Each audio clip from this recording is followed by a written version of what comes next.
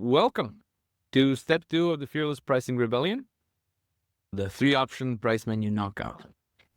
If you got an offer, any offer, then in the next hour, we're going to build 3 versions of it. 3 tiers that make higher prices feel like a bargain. So not theoretical, not hypothetical. You'll live here with something that you can pitch tomorrow. If we haven't met yet, my name is Filip Vucic. I'm a pricing mentor out of Croatia. I help independent experts and small agencies get paid like the problems they solve actually matter. Now, I've done this with more than 200 clients in 33 countries, and on average, they raise their prices by 40% without losing the right clients, if you know what I mean. But let me be clear. I didn't start with answers. I started with bad instinct and good intentions.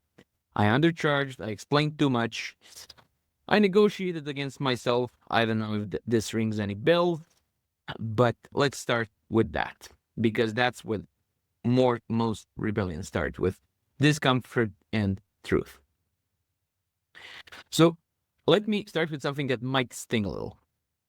You're not underpriced because you're bad at pricing. You're underpriced because of the structure built to shrink your bargaining power. What I mean by that is the better you are, the less time it takes to do something, right? And with hourly pricing, that gets you paid less. That's what I mean. Hourly rates reward inefficiency and punish mastery. And worst of all, it teaches clients and it convinces you that your present is what matters, not your thinking, not your work. So, to clarify, with commodities, more of something equals more value. Even with commoditized services like car washing, more hours means more work done, so it's more valuable. But is that truth? Is that the truth for what you do? If I give you, let's say, 3 hours of pricing advice, is that strictly worse than somebody else giving you 6? No, not automatically. It could be more valuable or less valuable, depending on who's actually giving you advice. And would this 1-hour workshop be better if it was 6 hours longer? Definitely not. Right? The clock doesn't measure your value or the quality of your work. It just tracks your continued obedience. So timesheets keep you busy, proving your attendance so that you forget the power of value you created for the client while you were there. And most pricing advice that I see out there is performative. It's theater. It's plain numbers, logical timesheets, no emotion. Look, math is actually the easy part. It's not what makes pricing difficult at all.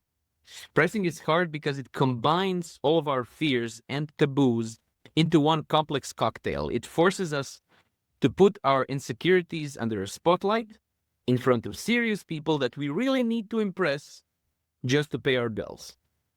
And not exactly anyone's idea of a good day, I think. The truth is, unfortunately, no one really has an incentive to teach us how to price well.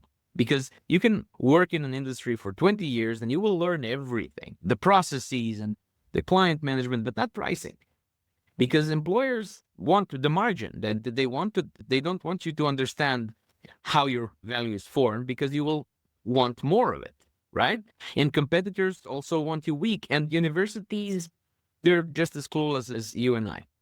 So they're just too busy teaching you how to make slide decks, not to make money.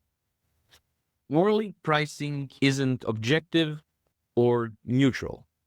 It might sound like that, but it's obedience training. And yes, hourly pricing is consistent and logical and easy to understand. That's all true. But that's not enough to make it a good way of measuring quality. And I'll give you an example of this. I mean, paintings, the quality of paintings is hard to evaluate, right? So how about we evaluate paintings by counting brush strokes? I mean, that's consistent, that's logical, and that's easy to understand. Wouldn't that be great? No, it's absurd. If we did that, the best paid artists would be people who use the smallest brush to get as much color, as much paint as possible on the canvas. It would destroy the market overnight. It would give us slop, not art. That's exactly what we do when we reduce strategic, creative, or advisory work to the number of hours it took to make. It's exactly the same thing. So it's easy to count, and that's about the only use. And that's not enough. So the thing is, hourly pricing was never built for us. It was never built for experts. It was built for monitoring, controlling, and minimizing human labor in repetitive tasks in human machines by Henry Ford, not for problem solving. It pushes us to stretch things out. It punishes speed. It rewards inefficiency, and it shrinks your margins the more effective you get. And if you do it long enough, you will start to ignore everything that makes you valuable, like actually transforming something for a client, making the transformation for them, and focus on what makes you replaceable, like showing up. Anybody can do that. And I mean, of course you are replaceable. Everybody is, technically. But technically, everybody is edible as well. But we don't walk around worrying we're going to get eaten any day now, right? I mean, if we're talking technically. So this is a good illustration for me. If you've been doing what you're doing for 5, 10, 15 years, and your hourly rate in that time grew like 30 or 40% over that span, how much your insight, your judgment, your value, how much has that changed in the last 10, 15 years? I would guess it at least doubled or tripled or quadrupled, and you're only charging 40% more. So who's pocketing the difference? The clients. And I'm not saying you can get all of that value back, but you should be getting more than a fraction of it, right? Your past self was a fine practitioner and you got paid for a reason. You're worth much more today. I know you are. Anyway, I deal with prices and people say, well, is there a reason that I should be paid more? It's not about how do I get paid more. It's how do I stop giving away the difference, the delta, the difference between my value and what I get money for free? How do I stop doing that? If I want to give money to charity, I'll do it. I just don't want to involuntarily give money away like this. And this is why this rebellion matters. It's not about charging more for the same thing. It's not the same thing. It's about refusing to keep pretending that your work, our work, is a commodity and should be priced as such, because it's not. The clock doesn't reward you, it robs you. And the more value you produce, the more it robs you. And for some of you, I understand this. For a while, hourly pricing is going to be a fact of life that you can't escape. Okay. But you can start working toward an exit, and I'll help. Because the question is, can you break this bad fitting model before it breaks you? Okay. That was dramatic. Not hourly. Fine. Now what? Look, if hourly pricing rewards time, value-based pricing rewards outcomes. But even value-based pricing falls flat if you offer just one price. Because, okay, it pays you for impact, but it also should be able to frame your work in client outcomes and let them choose their risk level. Now, this sounds very abstract. I'm going to go over and over again through examples and we'll build through it together. So this is just the first time that you hear it. Pricing is not just a number, it's a narrative. I firmly believe this. And tiered pricing, the thing that you're learning today, will let you tell a story of confidence, of clarity, and of control. And that's where the 3-option price menu comes in. It's not a gimmick. It's simply a better suited structure. And it's the antidote to the, hey, what's your hourly rate chaos and nonsense. Okay. Right. Confusion is what kills sales. Clients often can confuse you with an amateur. Clients can confuse your value by equating it with the least expensive, least bothersome number in an Excel sheet. Right? That's what you do, right? No. The single line as a single price can contribute to many of these destructive confusions. And the 3 tiers don't confuse clients. They clarify what's really worth paying for. And I'll show you some examples of this. And it's important because if you only give them one price, they can only ask themselves, should I work with you? Should I work with somebody else? But when you offer them 3, the question becomes, oh, there are differences in how I can buy this service. What are they? Why didn't anybody else mention this, right? And how should I work with you? And that shift from why should I work with you to how should I work with you, that shift just in framing is worth thousands. So it's a wild example would be that you're somewhere new, you're a tourist somewhere, and you want to go through a forest or something, and you get offered a local wants to take you through the woods. It will charge you 40 euros. And then you say, okay, I'll think about it, and you find an expert in it, so an expert guide, and they say, well, I can give you a map. That's going to be 60. I could lead you through self-service. That's going to be 100, and I can go with you, but that's 600. And then you're confused. Why are you so much more expensive than the other guy? And the professional guide says, oh, they haven't told you this is a minefield? See, there's this danger mine sign. Yeah, you can't really see it. It's bad. You're not going to think about, oh, yeah, but the first person was much more. Maybe they know it's a minefield. Well, maybe they do, but they didn't tell you. And whether they knew and didn't tell you or didn't know, I don't know which is worse. Right? So there's a big difference between, oh, he's charging me 40 and that one wants 600. That's crazy. And oh, it's a minefield. Yeah, that changes stuff. Right? Okay. Here's how it works. And this is choice architecture. This is straight out of behavioral science. You present 3 qualitatively different versions of the same offer, not quantitatively different, not small, medium, large. Okay? And based on effort. So this is a little effort, and this is more effort, and this is the most effort. No.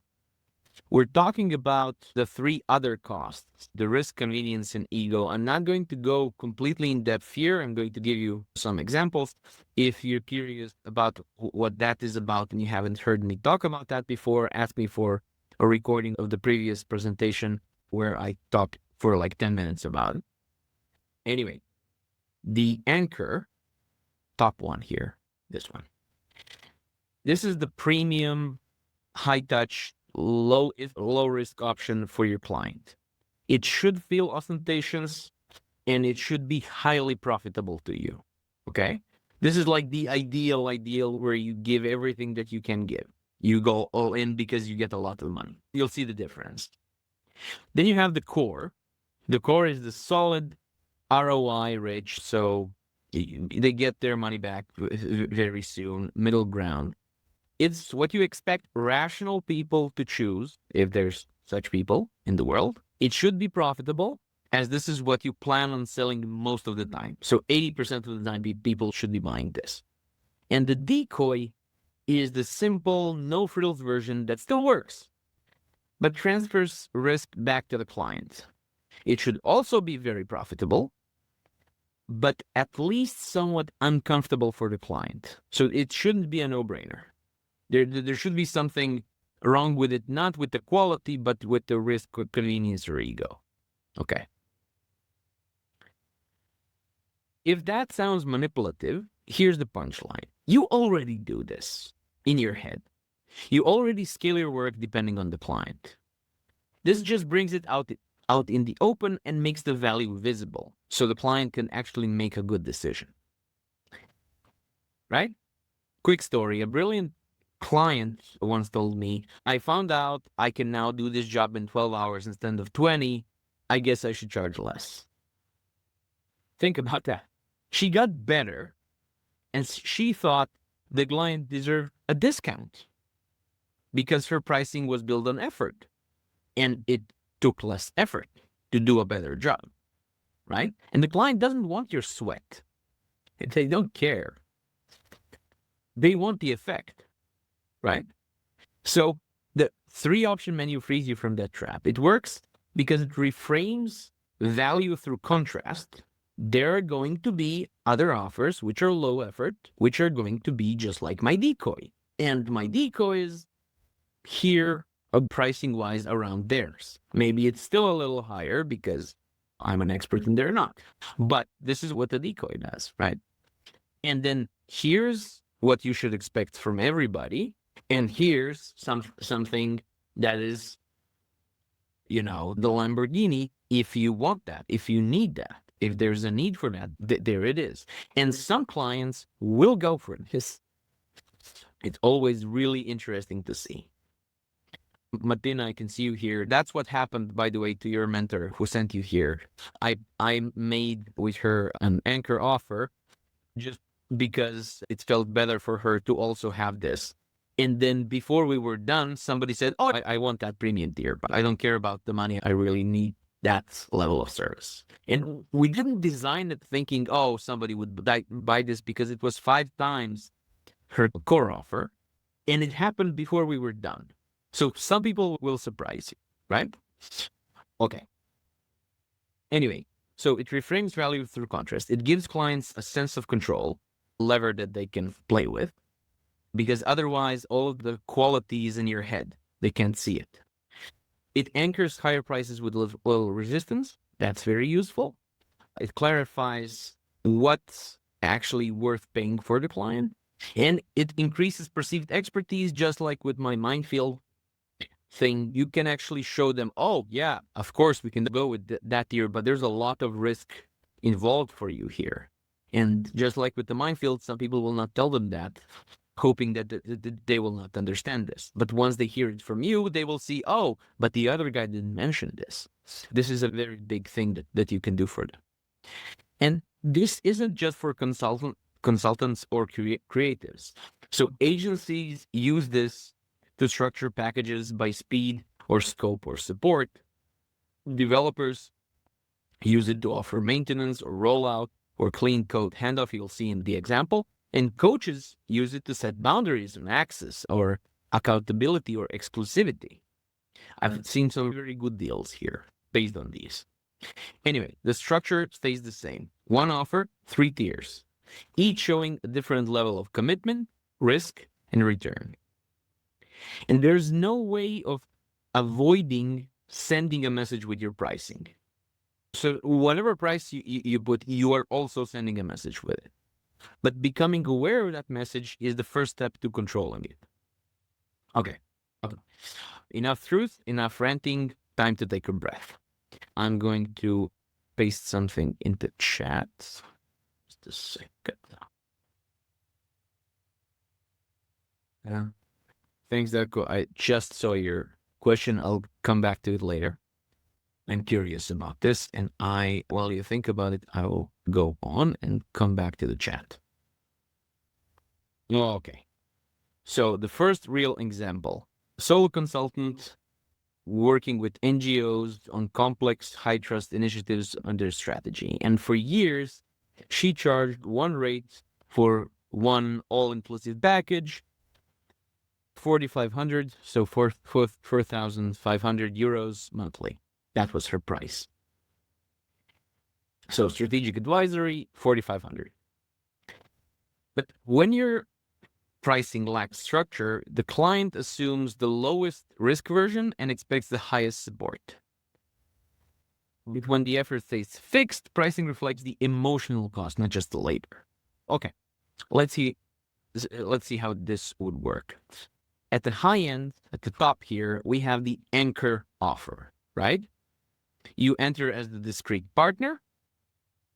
So yes, it's strategic advisory, but basically a discrete partner. The client gets full discretion. All of the good ideas get branded as coming from the client, anonymous attribution by the consultant, 24 hours turnaround on requests, including weekends. If needed, the consultant will present directly to their board. And if something fails, the consultant takes full responsibility for anything that fails. So it's high convenience because of the responsiveness. It's low risk for the client because the consultant takes all of it on board. And it's good for ego, right? They get full credit, but because the consultant stays invisible, unless there's trouble, then the consultant says, oh yeah, this was all me. This is all part of it. And this is now 72, which is almost double, 7,200, right? So the core would be more like a trusted collaborator kind of a level. So the client leads, but with solid backup. So 72-hour turnaround on request, not 24, Monday to Friday. Strategy advice, implementation coaching, joint authorship of strategy documents. The consultant is no longer completely anonymous. They can later on use these documents as, proof that, so references and stuff. And shared accountability. Balanced convenience, shared risk, shared ego. And then you have the silent auditor level, which is less than the 4,500. However, this is just fairly passive. This is you ask, I answer, right? 5-day turnaround, asynchronous only, so only email, only chat. Once a month, you get a Zoom call. The client needs to flag problems, and they present and resolve it together. And any kind of attribution that the consultant wants, it gets. So it gets extended case studies and stuff. Okay. So remember, each version basically uses the same energy, but the service itself didn't change. The client wanted strategic advisory support, and in all three cases, you can absolutely argue that's exactly what the client gets, even with the lowest one. That is strategic advisory support at the low. But what changed was the risk transfer, the access, and the support. And changing that delivers a different psychological experience to the client. That's what clients are actually paying for, whether they admit it or not. They don't want your time, they want confidence. They want to outsource their uncertainty. They want to know somebody has their back. And they'll pay more for it if they see structure clearly. Okay?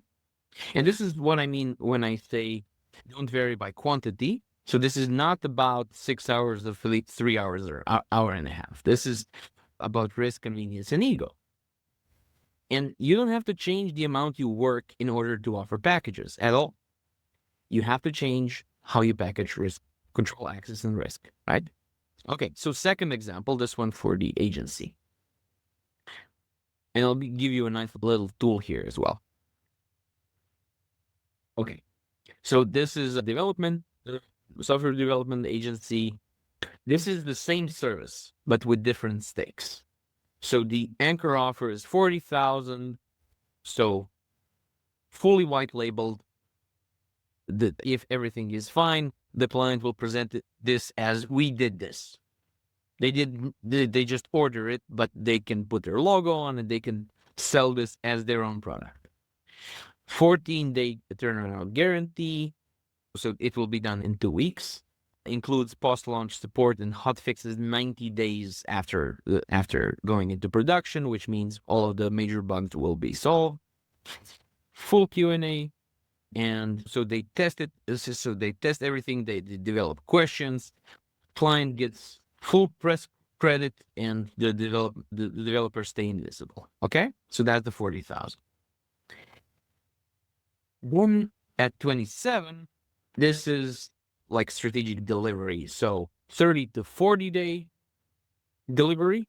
So within 40 days, This includes quality and testing, but shared role accountability. The developers are listed as tech partner in any press or launches, right? And first month of post-launch is issue reporting, but not resolution. So the support is there, but it's limited. And finally, the decoy is 18,000. This is like build only vendor. Take it or leave it. 45 to 60 days. The client needs to test it on their own. No launch support, no hand holding. So this is a completely different kind of software development service. And the one that is usually really priced when you go to some of these websites and ask, how much for software, they're actually going to offer you this. And then you'll say, oh, well, that's, that's much cheaper. Yes, it is, but they didn't tell you what's not included. And that's the trick, right? The client looking at this won't downgrade from Anchor to Core. They'll just say, oh, yeah, we're not ready for this kind of service. We want this kind of service, not that kind of service. This is why it needs to be in 3 tiers.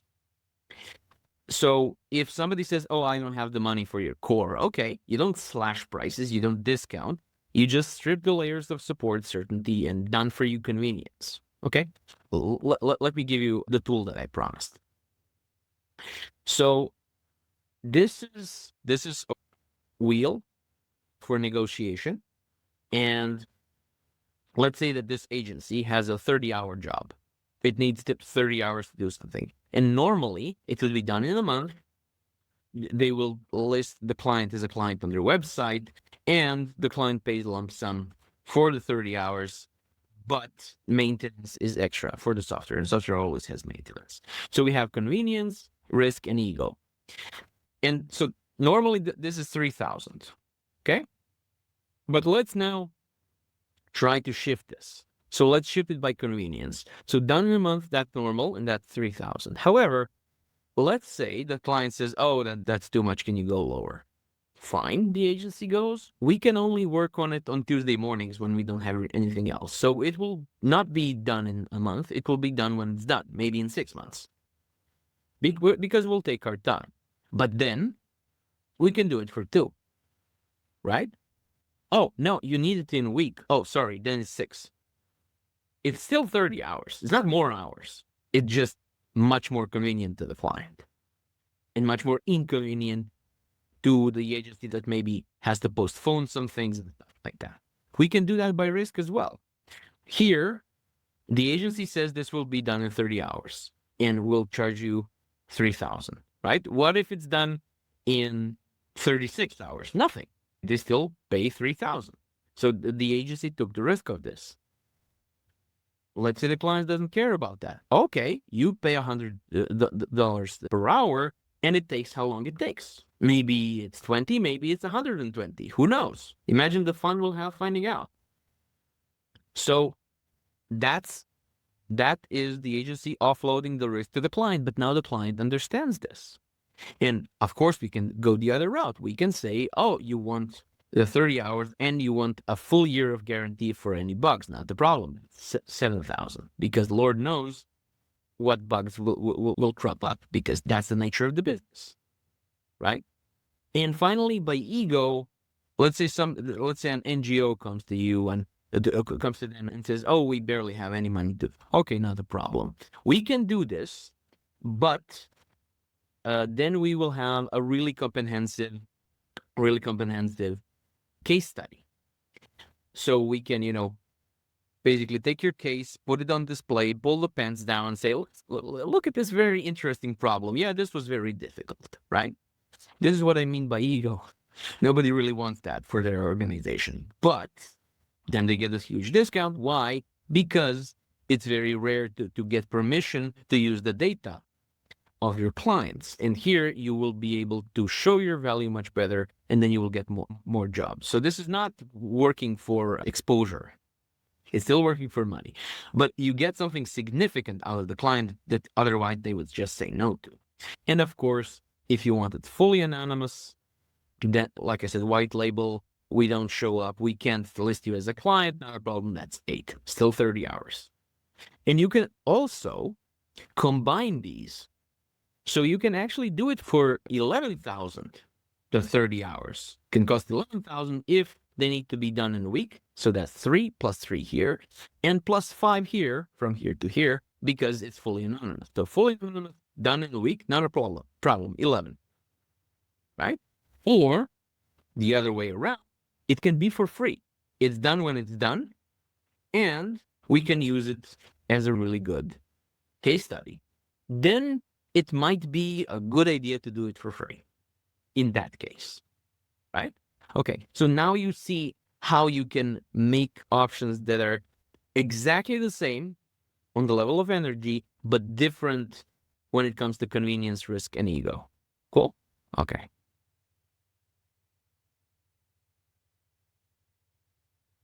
Okay. Right.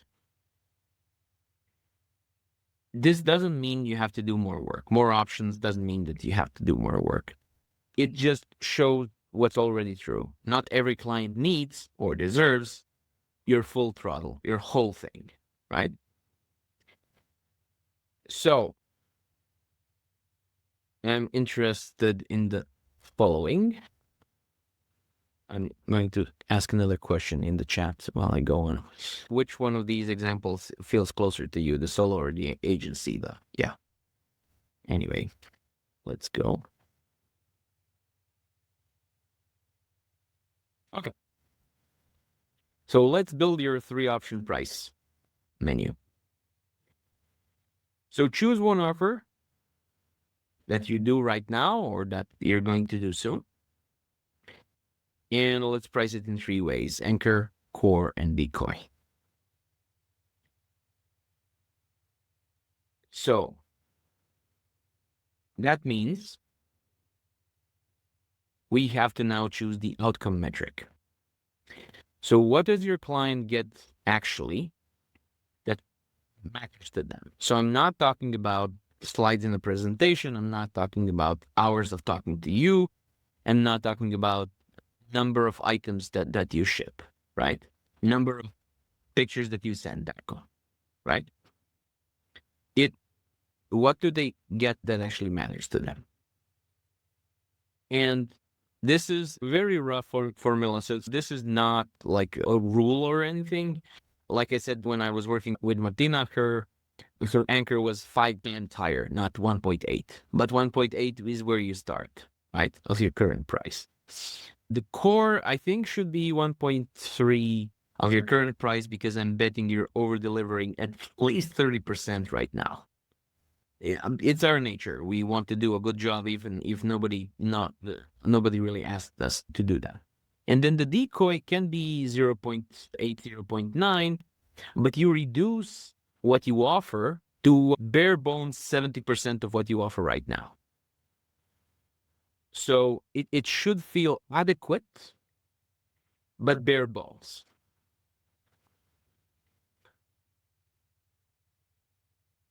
Right.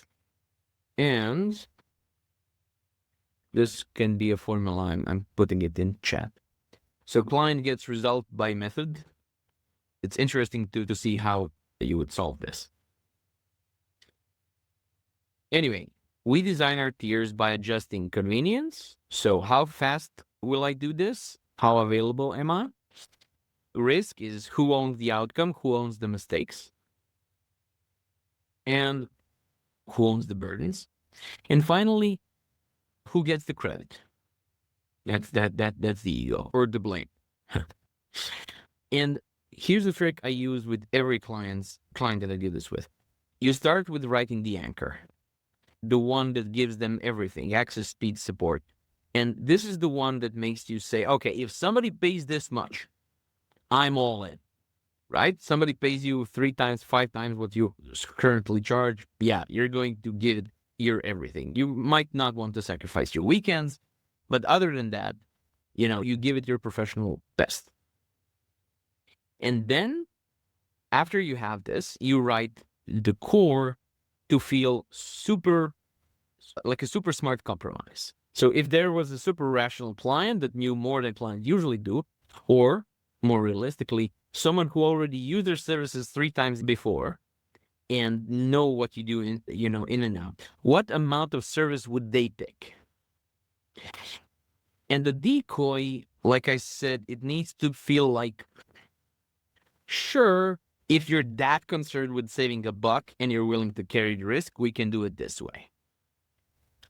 But you don't have to say this. In fact, you shouldn't say anything like that. Let the price tiers talk. They're perfectly capable of doing that themselves once there's three of them. And don't try to be clever. Try to be clear. Pick a service you already sell and just sketch out the three versions. The first one, the anchor, that's full on and gets you excited. The second one that is solid and justifies its ROI for sure. And the final one that can get them started, but with more risk on their side than yours. Okay? And I'm going to give you an example that I built live in a session of the podcast. A lady helps immigrants find jobs in the next country, in the country that they want to move to. And she charged like 97 euros for resume only, 147 for resume and LinkedIn, and then 200 euros for 3 hours of interview prep just before the interview. And the interesting thing was, I mean, the immigrants, they're not known to have a lot of money, but still, the highest offer sold the best. But it also consumed most of her energy because the other ones were asynchronous and much lower, which sparked a deeper discussion with her on when you're structuring your offers, you should structure for client success and personal sustainability. So even your anchor shouldn't tire you out completely. That's why I talk about the weekends. Okay. Right.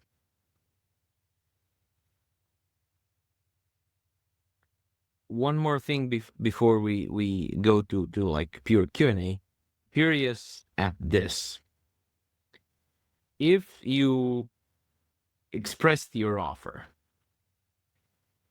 tomorrow, what's the objection that you're afraid of hearing the most? What do you fear you will hear the most? Please put it in the chat or to a chat so only I can see this. Because some people are not comfortable putting anything about their pricing in the general chat, and that's okay. Okay. Let's talk about the part that most people try to skip. What happens when you actually say the number out loud? So you built your 3-option menu, you're proud of it, and then a client leans back and says, "That's a lot more than we expect." Right?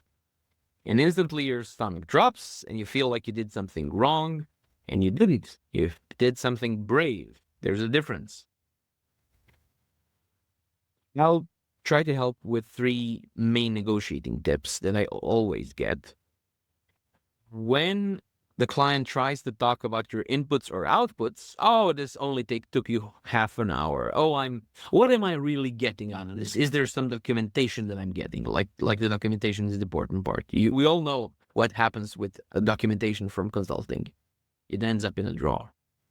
So that's not it. Anyway, when they try to talk about your inputs or outputs, you focus back on the value. So you redirect them back. When they try to frame it like they're doing you a favor if they're considering you for a job, trust me, they're not. If they didn't need somebody like you, they would not be wasting time with you. They wouldn't be here right now. If they're here, that means they're seriously considering you and that they need somebody like you, right? You don't owe them anything. You should be thankful for the opportunity. You're equal in this. They can be 17 times, they can be 700 times larger than you, and you could be the one that needs them less than they need you. And finally, when they make counter proposals to your proposal, and they will do that, you always counter with your own. What I mean by that is you don't say yes or no. You say yes if or no unless. And you will be surprised just how much in control you can stay over the negotiation, because People often feel when in negotiation that they're like a little leaf. Like once the negotiation starts, I just have to, discount and hope for the best. It's not true. Just one example. The client thought I was helping the client negotiate, and they thought they were dead. They wanted something like 200,000, and the client says, "Oh, but we can't go over 50 because of blah." And my plan was that is way under everything. Everything is lost. And I was there, and I managed to say, "Well, no, I mean that wouldn't work unless you can find like 10 others that can buy it at this price." And the client said, "That's not a problem. We're a big system. We have people that have to work with us.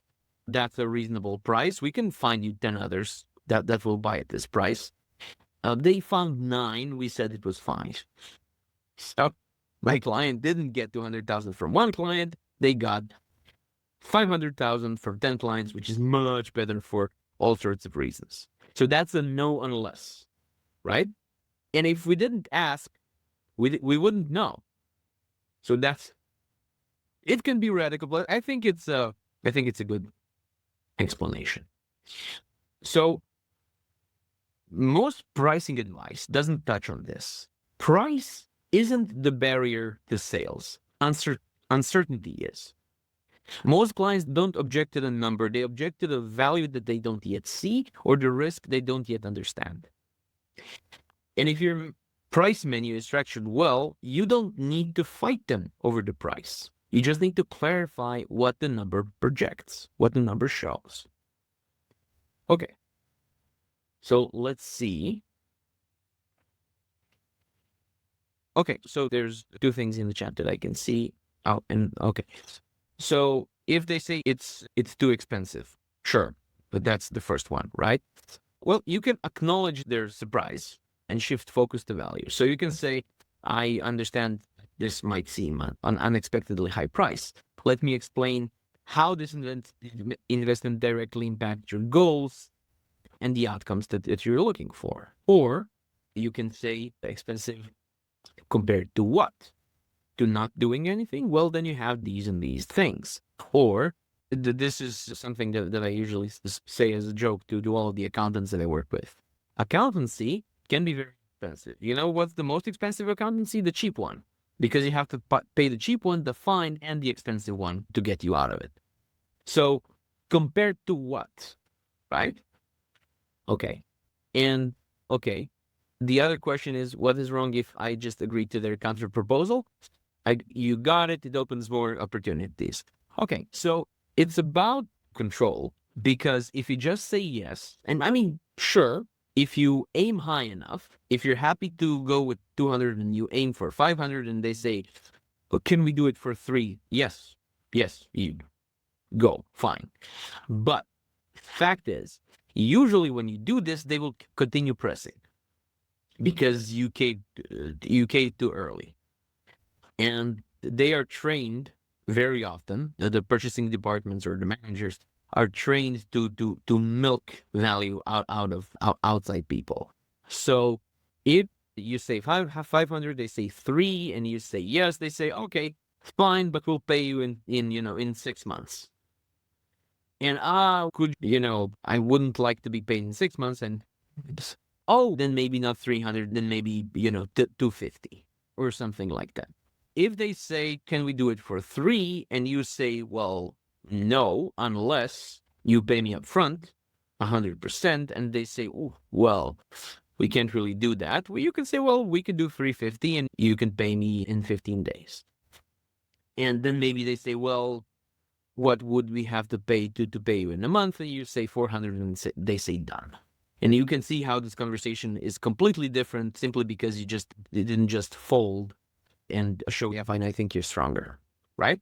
They're bigger, they're not stronger. There's a big difference. Okay, one more. Okay, so this is one that often springs up. "Can you break this down by hourly rate?" "Oh, it's 500. Can you break this down to hourly rate? I'm curious to see how much of your presence am I buying?" And like I said, this is talking about inputs and outputs. So you redirect to value. You redirect to outcomes. You say, I don't price by the hour because my focus is on delivering the results you need, not just the time spent, right? You don't want my sweat, you want the results. Even if I technically could go and here's your thing, here's your transformation, I would still charge you the same. If I had a magic wand, why do you care, right? You would get the transformation that you want immediately. It doesn't matter if I sat somewhere and look at the screen or just wave my magic wand. So you want to talk about the value of the outcome, not the inputs and outputs. Okay? Okay. And so what if somebody says, well, that's more than our entire monthly budget? Sure. Again, you reframe around ROI, return on investment. Okay, I hear you. Let's look at how this investment could multiply your returns and reduce costs elsewhere, making a net positive on your budget. So you're buying this because of this, but it will also have knock-on effects here and here. I know these from these examples. I can give you references for this that people brought me in because of this, but then this got better and this got better. So let's calculate the value of that, and I'm sure we're going to get to a level where this makes sense. So if you're hearing me, this is just you having a lot more control over the negotiation than you usually would. Okay. And if you have a Q&A, oh, okay. I got one. I'll read it. I'll go and see Darko's question from the beginning. Should anchor even be overpriced and over the top with the price for the anchoring effect to be there? So the anchoring effect is going to happen even very low, but you don't want that. The anchoring effect is simply people will look at other prices that they read on. This is where we always say it first and we always put it on top because that's how people read from top to bottom. They will compare other prices to it. The anchoring effect will also happen from behavioral science. It'll also happen with a very low price. So you put your lowest price first, then everything else will seem more expensive. This is what fancy restaurants do. They put up something ridiculously expensive first so that everything else looks reasonable by comparison. This is the anchoring effect. It's very human. So I didn't say it should be overpriced. It should just feel ostentatious. It should feel like the luxury. It should feel like I'm getting the best, right? It should feel like Rolls Royce. It doesn't mean it has to be expensive in general terms. So compared to people's average salaries or whatever, it is just the one that you want to set the frame for. So when we did the 5 times anchor with Matina, what happened was we said, okay, this is 5,000. And then the next one is 1. And we wanted to present this as reasonable. And it was a significant markup to what Martina was charging before for her core. It was 4 times. So the 1,000 was 4 times more than she charged before. And she was nervous about doing this. And then we made this even larger one so that in the shadow of the big one, the core one now looks reasonable. And it was reasonable. And her sales showed that it was reasonable. It was just for her peace of mind that we did this. Okay. Have I answered the question, Devko? Okay, cool.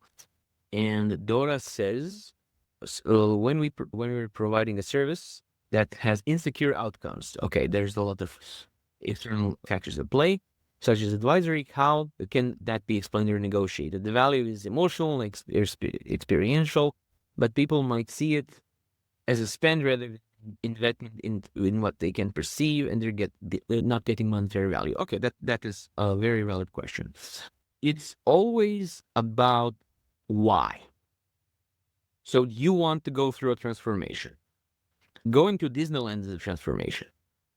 Teaching your kids English is a transformation. It doesn't have to be a monetary transformation. So you want to feel better in your own skin. So going to the hairdresser is a transformation. It doesn't have a monetary outcome, or does it? So why do you feel like you need a new haircut? What's going to be better, right? What's going to happen if you don't? So does teaching your kid a monetary English have a monetary value? Probably not directly, not right now, but what if you don't, right? It can be negotiated like this directly or indirectly compared to other things which have a monetary value. So, like, I don't know, most of you will know what GDPR is in you, right? So I was working with a GDPR consultant, and people didn't really know what that entails. And it had something to do with websites. So she got compared with people who make websites who are severely underpriced usually. And she's a lawyer by trade, and she does it from a lawyer standpoint. We made the anchoring effect in a way by have her ask, how much do you pay your lawyers? In general chat before, because, and then she mentions that she's a lawyer by trade, and now they're comparing her to lawyers' prices, not to website making prices, right? So it's not clear cut, but it can absolutely be done. And I've worked with more people that do fuzzy outcomes than people that do direct outcomes. It's very usual problem that just has different forms depending on the industry and the context, but it can absolutely be done. Okay. Right, we're coming up on the hour. Okay. If somebody has to drop, they have to drop. One more question though. What if I don't want to offer a cheap option at all? Right. Well, you want to avoid presenting yourself as a low cost option. I can understand this because it could undermine your perceived value. But you can confidently set your pricing to attract the right clients while repelling those who cannot afford you or undervalue your expertise by making even the decoy option higher than what the client expects. And I do this. If you go to my website, you will see my prices, and to some people that will be too much, and that's fine. I do a lot of free content like this. I do podcasts, I do two free newsletters, I do workshops.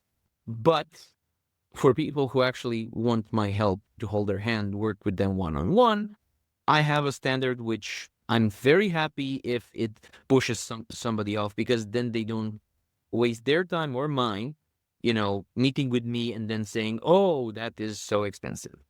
I usually say that if your price doesn't scare anybody off, it will not attract anybody as well. So a magnet goes two ways. It attracts, but it also pushes away. So if you're not pushing anybody your way, you're also probably not attracting anybody either. Don't be afraid of that. Okay. And finally, if you like, you can sign up here or on LinkedIn. Just send me a message, send me your email, and you will get an automated series of 5 emails in 5 days. You'll have a task to do in 20 minutes. You'll basically go through what we have already done today, and you'll get better at the core skill, which is pricing. And it will give a start date to what you're doing here. You're walking out of this session with a tiered price menu. Just don't let it sit in a folder, right? It's not theory anymore. You built it, and this is where you deploy it. You should quote one upgraded price. You should log what happens. You should share the result. If you want my help, this is still completely free. Just sign up and I'll send you the sequence and you'll get something out of it. You will basically get the first step in the transformation. And that's something that I've gone through and something that I've walked people through. And that's something that I can really recommend. Just as a final thing, the people that you admire didn't start brave. Their pricing didn't start brave. They started structured. This is what we learned today, and this is what you need to ship. And just get ready for this. Okay. So you sign up just by so either send me a message here or send me a message on LinkedIn. Which email do you want to get the sequence? So thank you very much. Look, this is how we got started. I started the second newsletter, the Fearless Pricing Rebellion. People started telling me, oh, I'm really using this.